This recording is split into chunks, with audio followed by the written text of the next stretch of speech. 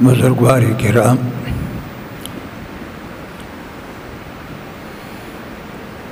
پتیر جمعہ مقفدی آیاتنو یوسو خبر کڑی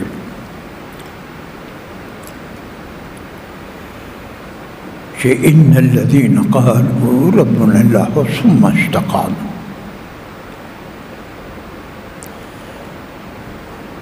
پدی آیاتنو یوسو خبری پتیر جمعہ شویوی.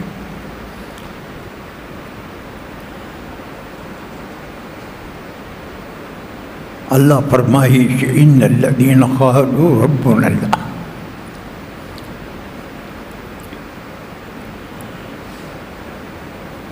کما کسانو چوی چھ رب زمانگا اللہ دے، پا توحید باند قائل شو،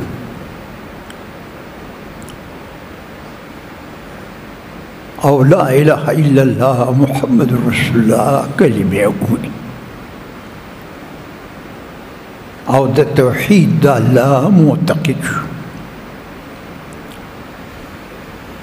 خپل عقیدے پا توحید دا خدے مضبوط اکڑا،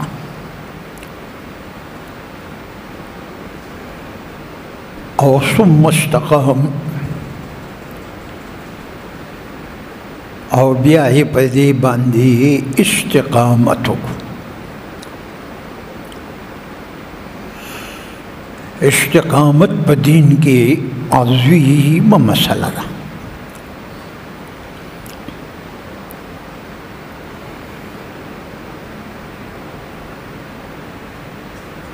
کل تپاسیرو کے راگلی دی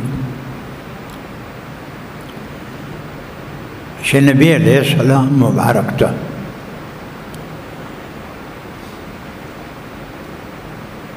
رسول اللہ مبارک کی خوب کی ولید،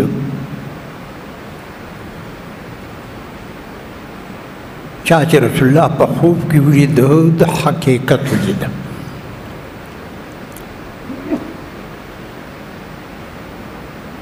شیطان دا رسول اللہ شکل نشی جوڑولی، ارسکولی شی خودانی شی خودی.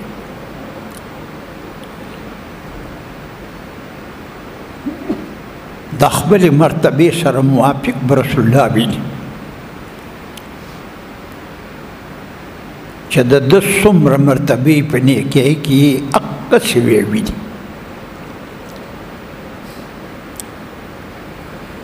دا سنتو بتابع دار شی دا نبی علیہ السلام، بس تب رسول اللہ مبارک کا خیری اویدی.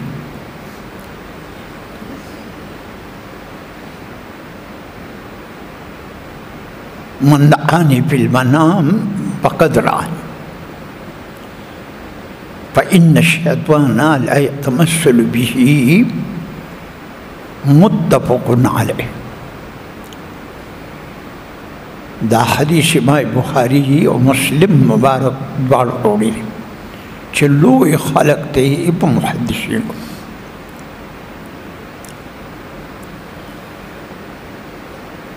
ابلش پم ہے قوت القلوب کتے دو، دا ابو طالب مکی کتاب دے پخوانے، ثابت بنانی وی جمع رسول اللہ پا خوب کی اولی دو.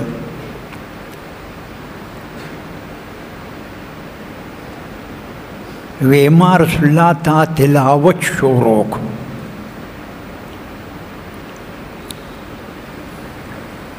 وی رسول اللہ ما تا پا آخر کی وی چھ دے تلاوت سر جڑا نشتا.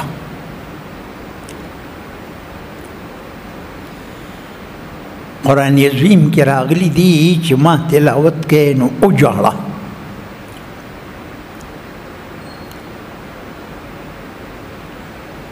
منگو تا سٹول گڑ بڑی جڑا بتا لالی پا قرآن شریف درشی چھ تا پا دی یو واری پوشی چھ پا ترجمہ خیپی کی کن.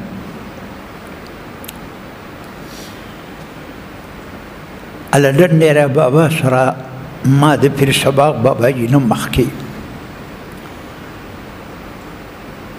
څوارلس کاله په دې ملکن ځورېدلې ما د شپې یو د ورځې هغه سره مې یو ځل په یو وارې دوی شپې مه کړې وې. تصوف یو بل شی دی.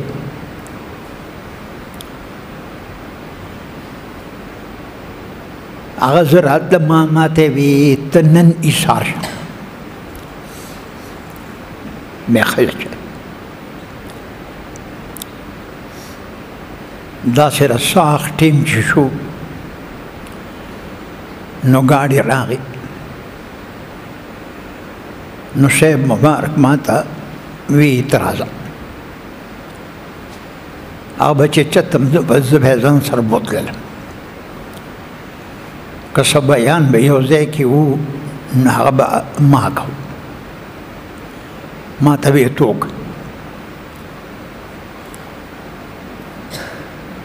هغه چې دی خپلې لور مبارکې کر راته نو صاحب مبارک د ستر مسله ډېره لویه وه او د پیر سباق بابا جي صاحب مبارک پرون هم تللی وم قاري صاحب مبارک د دوی د ستر لویه مسله دقه زمونږ هم ده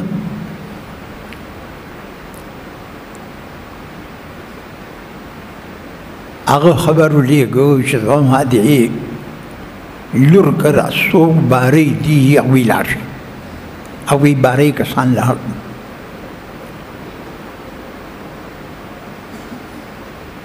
او بیا صاحب مبارک لا یو سړی راغی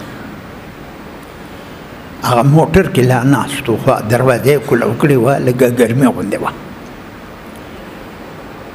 یو سړی ورته راغی وی بابا جي وی ماله د دې قرآن شریف په تلاوت ژړا نه راځي صاحب مبارک خو د دیوبند فارغ سړی و وی په دې نه ژړا وژاړه بس صاحب خو بیا لاړ هغه سړی ماله راغی وی صاحب زه د صاحب په خبره پوه نه شوم وی ته پې مالک پوه که مې صاحب تا ته وویم چې ته په دې نه ژړه وژاړه چې تا له قرآن شریف باندې ژړا نه درځي نو په دې کې ستا زړه تور دی د دې علاج وکړه وی دا به څنګه کوو مې دا به صاحب له ورشي وظیفه به والي نو رو رو به زړه که خیر یي نرمېږي ثابت بناني وایي چې ما ته رسول الله وایي چې په دې کې تلاوت کې دې ژړا نشته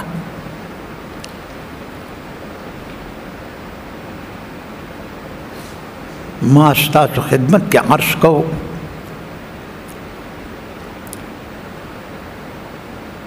چې ثم استقاموا بیا په دې نو خبره مې کوله چې رسول الله یو سړي په خوب کې ولید عالم وی رسول الله وی ما ته یو حدیث رسېدلی دی چې دا حدیث تاویل دی وی کوم حدیث دی مدینه منوره کې هلته بس حدیثو بیان کوي صرف د ژوند فرض لږ بیان کوي دا ډېره کیسې ښې نه دي باقي ذکر پکار دی تلاوت پکار دی درود پکار دی وی رسول الله تعالی دا حدیث ویلی دی چې شیبتنی هود و اخواتها سورت هود زما ویښته سپین کړو او د هغې سره مشابه نور سورتونه اخوات منه مشابه وی رسول الله وی په دې سورت هود کې کوم آیات دی چې ته ستا ویښتې سپین کړو وی هغه دا آیات دی فاستقم کما امرت ومن تاب معک، ته استقامت کوا. استقامت په پتیری جمعه ترجمه کړی دا بیان کو، فاروق اعظم ترجمه مې کړی.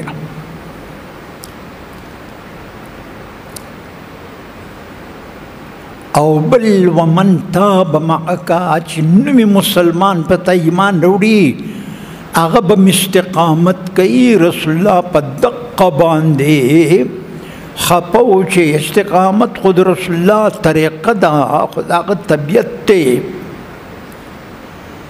چې امت په استقامت وکړي یو کون وکړي. هغه ما سره دی. ومن تاب معک که نه وي نو بیا به رسول الله څخه خفګان نه وي.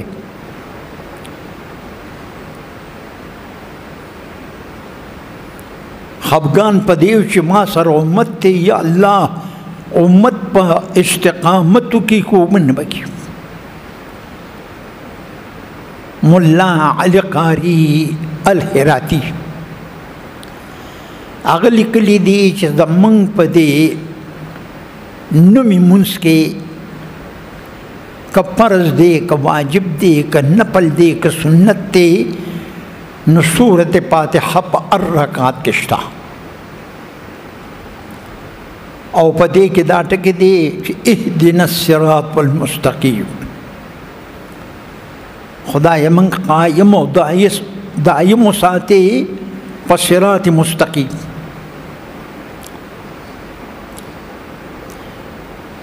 قاری صاحب مبارک مې پرون وې ماته مې دا دوه دعاګانې کوه.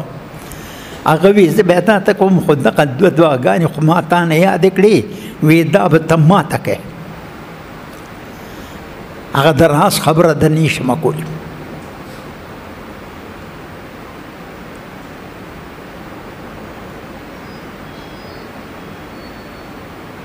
نو بیا په دې استقامت وکړو.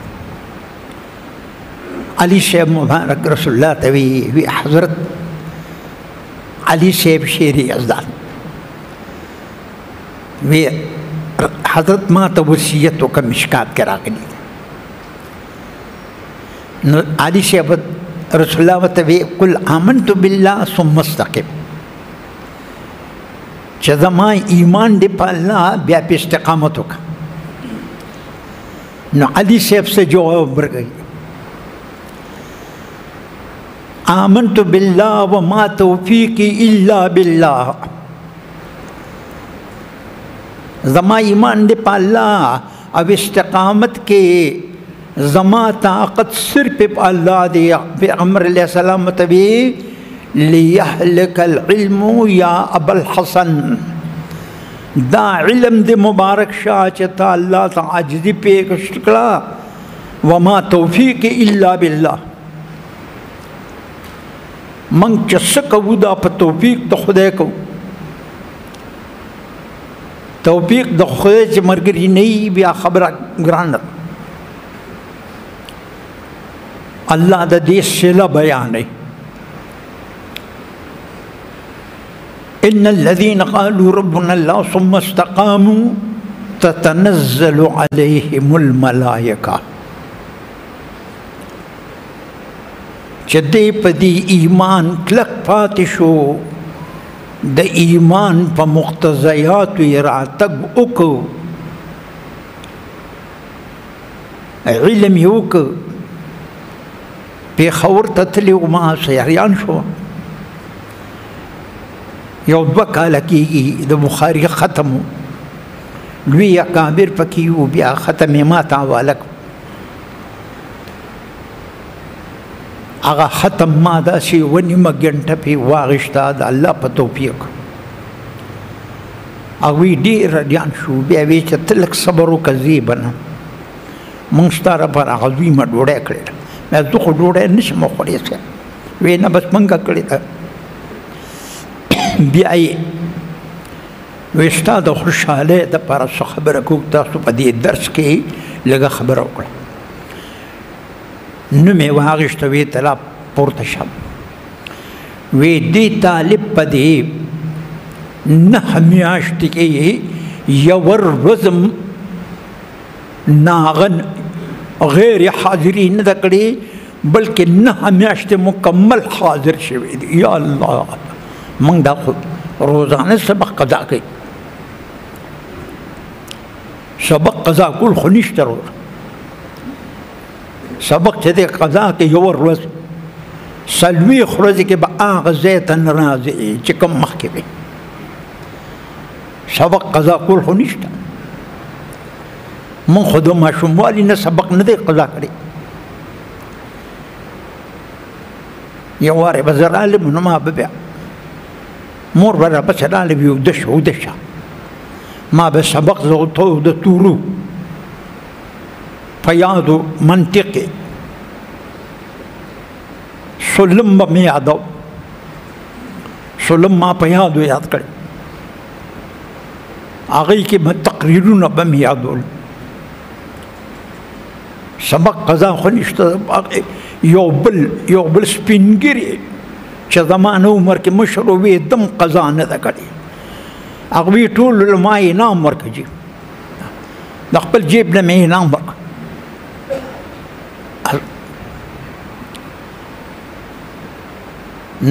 تتنزل عليهم الملائکه. توحید معتقد شو او بیا یې د هغې په مقتضا راتګ وکړو.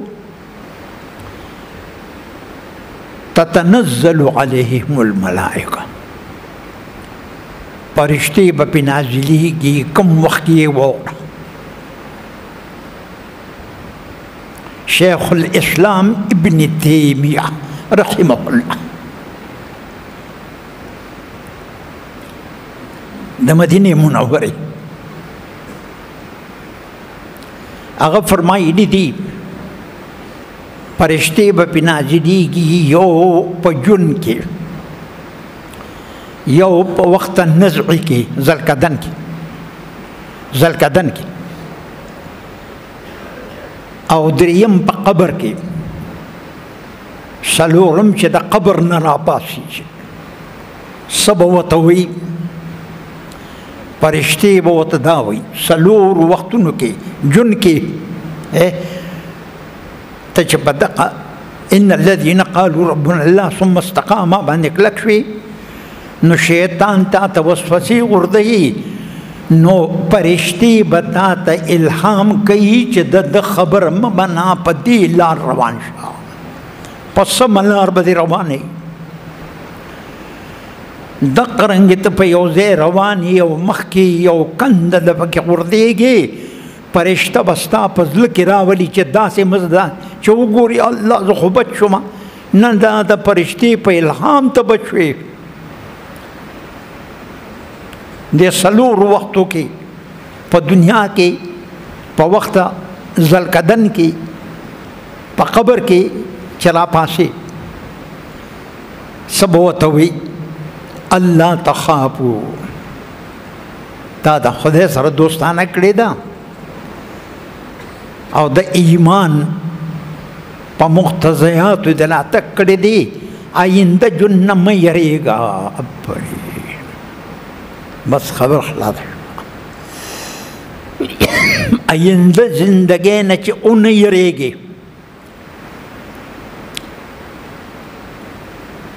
ولا تحزنهم تانه چې اهل عیال کم پاتې شو الله وایي زه د هغې خلیفه ما د هغوی زه ذمهوار یم هغوی پسې مه خفه کېږه خوب په راتلونکي او حزن په ما مزه یي په تېر شوي آینده ژوند نه یریږه تیر شوي باندې مه خفه کېږه بل وابشروا بالجنة په دې څلورو وختو کې به تا ته وایي خوشحاله شه په هغه جنت چې تاسو سره الله وعده کوله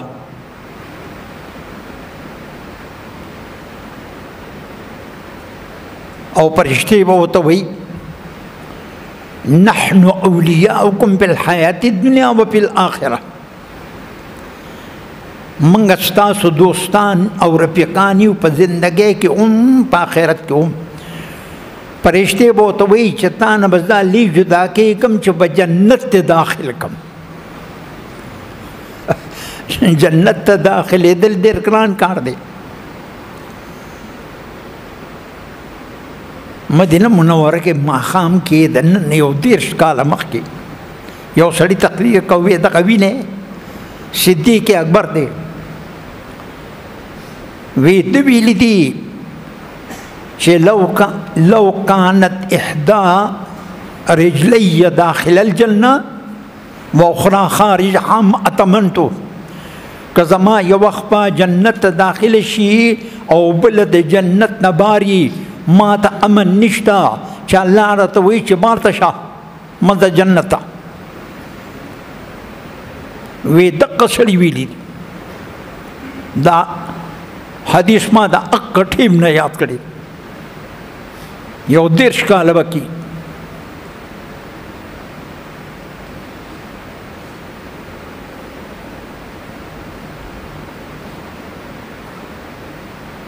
نحن أولياؤكم بالآخرة ولكم فيها ما تشتهي أنفسكم پدې جنت کې ستا چې کوم شی ته اشتها کېږي هغه به وي. حدیث کې راغلي دي یو سړی به په جنت کې حیرت کې واقع وي ولاړ به حیران پدې کې د رستو نه به څوک راشي دی به په اوږه ووایي اوږه باندې به وکړي په اوږه دی به ورته داسې وګوري. رسول الله فرمایي د هغې په ننګي کې به ده ته مخ ښکاره شي داسې ننګی دی. دی به ورته وایي من انتې ته څوک یې؟ وی انا من المزید زه ستا ټبرې یم ما وی چې دا به د بل چا یي خو زما وخته او زه ته الله په انعام کې درکړې یم. یا الله څه خوشحاله شو.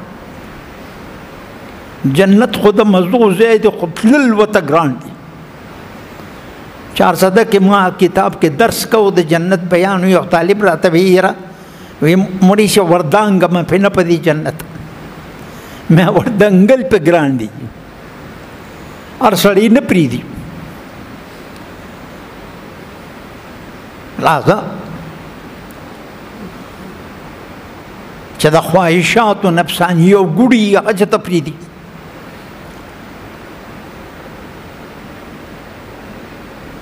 ما تشتهي أنفسكم ولكم فيما تدعون که په خولې یې غواړي هغه هم شته. جنت کې چې په خولې غواړي هغه هم شته. او نزلا من غفور رحیم دا ملمستیا د الله ته چې د الله ملمستیا وي افرین د خدای په ملمستیا کې بس تا ته خیري ملو شو. ته د الله ملمه یې په دې جنت کې ته د خدای ملمه یې. ابولو چې راتلو ایرپورټ ته د مدینې منورې نو هلته یې لیکلي اهلا وسهلا بضیوف الرحمن وی په خیر رالی د الله ملما. جنت ته دا په عمره کې نه لیکلي دا په حج کې د خدای ملما په خیر رالی. دا ټکي کم ټکي دي چې ته د الله ملما شوې په حج سره. حج یو عظیمه فریضه د خدای ده. یو باندې حج لاله څنګه بیا عمره له څونه دي نو ځه عمره مخکار نزلا من غفور دا د خدای ملمستیا ده. الله دې موږ او تاسو له توفیق راکړي چې دا کارونه خیري وکړو د الله په توفیق.